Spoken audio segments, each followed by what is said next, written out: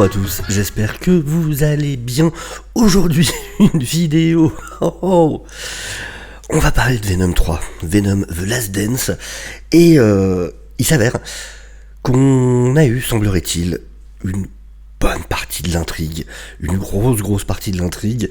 Et je vous les juge, vous verrez par vous-même, mais il y a des choses à dire. Alors déjà, je vais un petit peu vous expliquer, parce que je suis pas une chaîne de scoop, loin de là. Les rares fois où j'ai fait des vidéos sur des intrigues à venir de films, c'est vraiment que j'avais une grosse certitude, entre guillemets, mais en tout cas, voilà, que je pensais vraiment que ces infos étaient fondées. Et pour le coup, je touche du bois. Les fois où j'ai fait des vidéos de ce genre, tout s'est avéré vrai. Ça a été le cas pour Black Panther, Wakanda Forever, ça a été le cas pour The Marvels, ou quasiment un an avant pour chacun. J'avais pu donner les intrigues, mais parce que, voilà, les sources avaient été, il s'avère pour le coup bien choisi. Là, je vais vous expliquer. Tout ça vient d'une vidéo d'un américain, la chaîne s'appelle 3C, je vais vous mettre le lien de la vidéo en description pour les anglophones, faut rendre à César ce qui appartient à César, pour le coup c'est lui qui a eu les informations, et vous savez pour les films, il y a, ok d'un côté on en parle souvent, ce qu'on appelle les screen tests, mais il peut y avoir aussi des questionnaires. C'est des questionnaires avec des gens qui sont payés pour y répondre. Et les studios utilisent aussi parfois ces questionnaires dans lesquels ils mettent des pitchs très complets. C'est plus que ce qu'on aurait en pitch sur IMDb ou quoi par exemple. C'est vraiment l'intrigue du film qui est donnée dans ces questionnaires et où, voilà, ces gens qui sont payés vont dire tiens, est-ce que ça m'intéresse, 1 sur 5, 2 sur 5, 3 sur 5. Et une des personnes qui a répondu à un de ces questionnaires a envoyé le pitch à cette chaîne vidéo, à cette chaîne YouTube, donc 3C. Donc c'est voilà, c'est cette chaîne, c'est ce monsieur, et il a fait une vidéo pour expliquer tout ça. Donc ce que je vais vous montrer après, c'est des captures d'écran qui viennent de sa vidéo. Attention, préparez-vous pour le pitch de Venom 3. Donc, vous savez que Sony, ça fait un moment qui nous tease le fait de faire interagir Venom et Spider-Man. On avait eu effectivement ce faux teasing qu'on a vu dans un trailer mais qui n'était pas dans le film, pour le coup, où en plus ils avaient utilisé une image de Spider-Man du jeu vidéo. Pour Madame Web, on avait eu des concept art qui nous montraient qu'il avait été prévu à un moment. Rappelez-vous, de ce qu'on savait, de base, le véritable script, c'était une sorte de Terminator 2. C'est-à-dire, le vilain devait normalement vouloir éliminer le jeune Peter Parker, bébé Peter Parker, avant qu'il devienne un jour Spider-Man. Et le rôle de toutes ces jeunes filles aurait été de l'en empêcher. Ce qui explique plusieurs choses quand on regarde le film en réalité. Ne serait-ce que le moment où elles accompagnent la future mère de Spider-Man à l'hôpital pour accoucher. Dans le film, ça n'a strictement aucun sens. C'est elles qui sont recherchées. Pourquoi mettre en danger cette femme enceinte alors qu'il n'y a pas de raison qu'elle soit là, il n'y a pas à la protéger, personne ne lui veut du mal, c'est elles qui sont recherchées. Alors que, si on prend en compte que de base, c'était justement la mère qui était recherchée, et qu'elles sont là pour la protéger, là ça fait beaucoup plus sens. Ça n'en fait pas un bon film, mais ça fait plus sens. Mais donc voilà, Sony a depuis longtemps, arrête pas de nous teaser, haha, Spider-Man, bientôt, Spider-Man, tu veux Spider-Man? Vous avez envie de Spider-Man? Spider-Man? Et là, on en arrive au pitch. Lisons ça. Donc, ce troisième film dans cette franchise de Venom, dans le Spider-Verse de Sony, donc centré sur ce anti-héros populaire. Dans ce film à venir d'action, le symbiote Venom apprend grâce... Alors, vous savez, dans No Way Home, dans la post-crédit, on a ce truc où on apprend que Venom a accès à ce qu'on appelle la ruche. Ça vient d'un run, ça vient de King in Black. En gros, les symbiotes ont une espèce de conscience commune, et ce qui fait que chaque symbiote a accès à toutes les connaissances de tous les symbiotes de la ruche. Mais donc, là, on apprenait que c'était une sorte de connaissance multiverselle. Et donc, il apprenait à propos de Peter Parker, donc Spider-Man. Et là, il apprend, dans ce film-là, il apprend que Spider-Man est destiné à le tuer, lui et son hôte humain, le journaliste Eddie Brock, donc joué par Tom Hardy. Donc Venom persuade Eddie de chasser Peter dans leur propre univers pour changer le futur. Une mission qui est compliquée par le fait qu'à ce moment, Peter a seulement 10 ans. Donc en gros, c'est terrible parce que je me pose la question, est-ce qu'ils ont changé le plot de Madame Web parce qu'ils se sont rendus compte que ça ressemblait trop à celui de Venom, ou alors est-ce que le plot de Venom est venu plus tard, mais même en ayant changé le plot de Madame Web, ça ressemble encore vachement. On est encore sur un personnage qui veut empêcher un autre de le tuer dans l'avenir. C'est exactement le pitch de Madame Web. Ils nous refont le pitch de Madame Web. Quelle bonne idée, quelle excellente idée. Et donc on nous donne un Spider-Man, mais non, c'est un Peter Parker de 10 ans en fait. Et en plus, on a eu film Madame Web avant, qui du coup n'est pas dans le même univers que Venom, mais on a eu bébé Peter Parker, et maintenant on a Peter Parker de 10 ans. Qu'est-ce que vous foutez ? Qu'est-ce que vous foutez ? Attendez la suite. Mais après avoir localisé le gamin et l'avoir enlevé avant de le tuer, Eddie commence à avoir quand même des remords. C'est-à-dire, d'abord, tu t'acceptes de tuer un mec dont il semblerait qu'il va te tuer dans l'avenir, tu le kidnappes, tu vas le kidnapper. Mais après, au moment vraiment de le tuer, tu dis « Mais il y a quand même 10 ans, c'est un gosse. Bravo, c'est bien de te rendre compte, c'est super, félicitations. » Et donc... ah oui, en plus. Et donc il commence à avoir des remords, surtout après que Venom expose le jeune Peter, donc de 10 ans, à des araignées normales, et que ce jeune Peter ait une réaction allergique hyper violente, et donc Eddie se retrouve à devoir emmener Peter à l'hôpital en prétendant être son père. Sérieux ? Donc ils vont le kidnapper. Eddie va accepter de kidnapper cet enfant de 10 ans. Après, il va se dire « Ah, il a quand même 10 ans. Alors Venom, on sait pas pourquoi dire « Mais je te dis que ça va être Spider-Man, regarde !» Il va lui balancer des araignées à la gueule, et l'autre va faire une réaction allergique, et il va devoir l'emmener à l'hôpital. Mon Dieu. Oh là là là là là là là. C'est terrible, c'est vraiment terrible. Après, on sait jamais, hein, l'exécution peut être incroyable.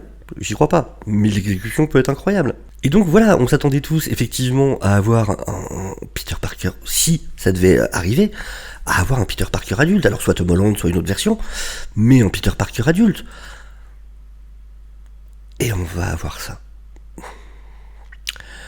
On va voir ça, sans même le costume de Spider-Man, parce que pour le coup, Spider-Man n'existe pas. Alors même si on prend Madame Web, il y avait des costumes qui ressemblaient déjà beaucoup à celui de Spider-Man avant, mais voilà, Sony, c'est nous faire rêver, Sony, c'est nous surprendre. Et c'est pas fini, hein. Attendez, c'est pas fini. Parce que on va parler des vilains, on a appris plein de choses, hein, avec ce plot. On va aussi parler des vilains, on va parler de différentes choses.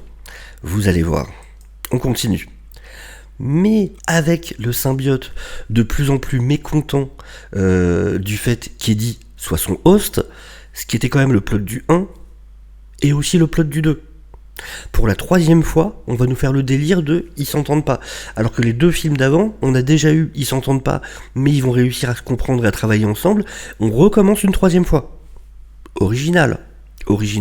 Vous allez voir, il n'y a pas que ça de très original. Eddie réalise bientôt, il y a plus de raisons il y a d'autres raisons de s'inquiéter que ça, avec l'apparition d'un puissant nouveau symbiote connu comme Toxin, qui est en gros, qui a été créé par Carnage, c'est-à-dire que c'est un bout de symbiote qui s'est détaché de Carnage, qui a fusionné avec le détective Patrick Mulligan. Ça, effectivement, c'est la scène de fin du 2e, donc de Laserbeak Carnage, donc joué par Graham.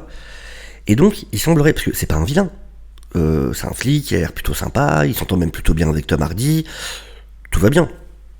Sauf que,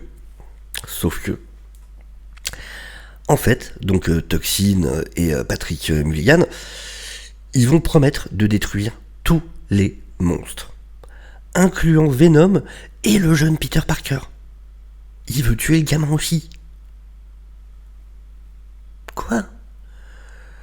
Il veut tuer le gamin aussi. Et alors, c'est vrai que le dernier mot de mémoire de Mulligan dans Laserbeak Carnage, c'est justement quand il est au sol et qui dit, il dit justement Monsters. Mais il veut aussi tuer un gamin de 10 ans. À la limite, Venom, je peux comprendre. Et encore, c'est lui qui lui a sauvé la vie. Mais il veut tuer un gamin de 10 ans.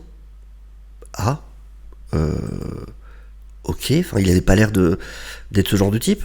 Bon. Et ce qui veut dire encore un symbiote. Ça fait 3 films, 3 fois, où c'est Venom contre du symbiote.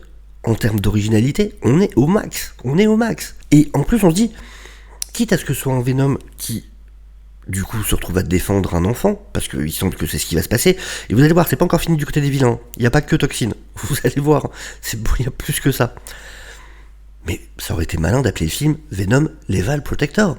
Justement, jouer sur ce titre hyper connu, on a un Venom qui va devoir défendre un enfant. Appelez ça Lethal Protector, pas The Last Dance. Alors après, effectivement, The Last Dance, il y a le côté last, donc oh là là, les gens vont dire que c'est le dernier, faut pas louper ça. Je suis pas sûr. Je suis vraiment pas sûr.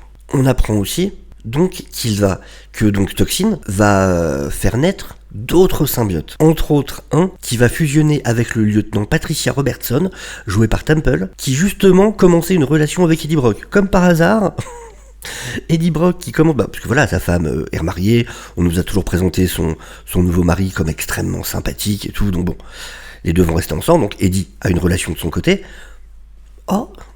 Il s'avère que c'est une lieutenant de l'armée et que elle va recevoir un symbiote aussi, tiens, quel gros hasard. Et donc ce nouveau groupe d'aliens mortels va menacer de relâcher la destruction sur la ville de San Francisco. Alors on peut se dire peut-être, parce que du coup on nous dit que ça va être un groupe de symbiotes que Toxine va créer, ça fait penser, vu que du coup le fameux symbiote de Temple, c'est Scream.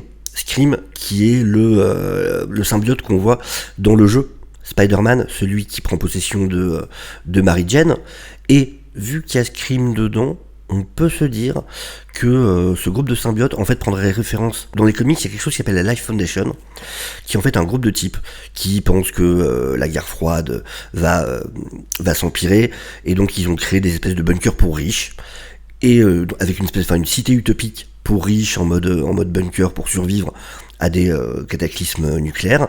Ça, ils sont apparus dans Amazing Spider-Man 298, donc c'est sorti en novembre 87. Et pour protéger leurs intérêts, ils créent un groupe justement composé de 5 symbiotes. Et donc voilà, il semblerait que ce soit ce sur quoi ils sont partis.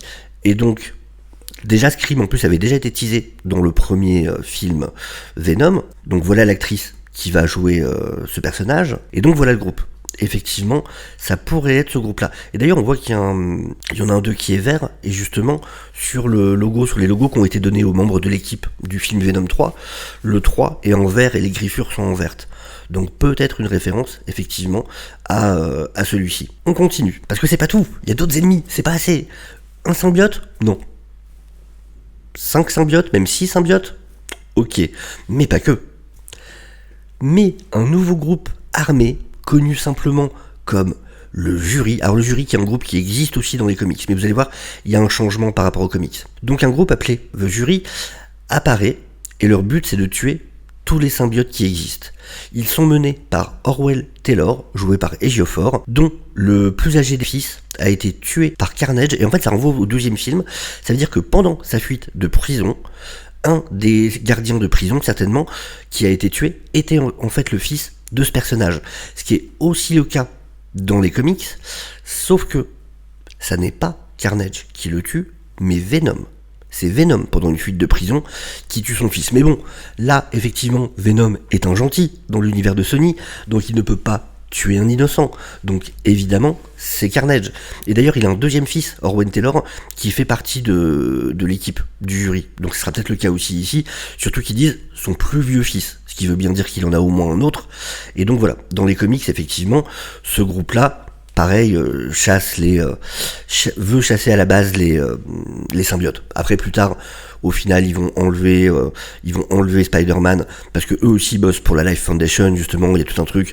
Puis en fait, ils vont retourner leur veste, ils vont aider Spider-Man, parce qu'ils se rendent compte de choses qui vont pas, enfin voilà. Eux sont apparus dans Venom Lethal Protector numéro 2, qui était sorti en janvier 93. Et maintenant, Menacé sur tous les fronts, Eddie doit garder le jeune Spider-Man vivant pendant qu'il fait face à deux groupes mortels de spawn aliens, donc d'aliens voilà, qui ont émergé de toxines, et un groupe de vigilantes qui veut l'éradiquer pendant qu'il essaye de continuer à mener sa vie et d'éviter l'ultimate carnage. Le carnage ultime d'être subi par les citoyens de San Francisco.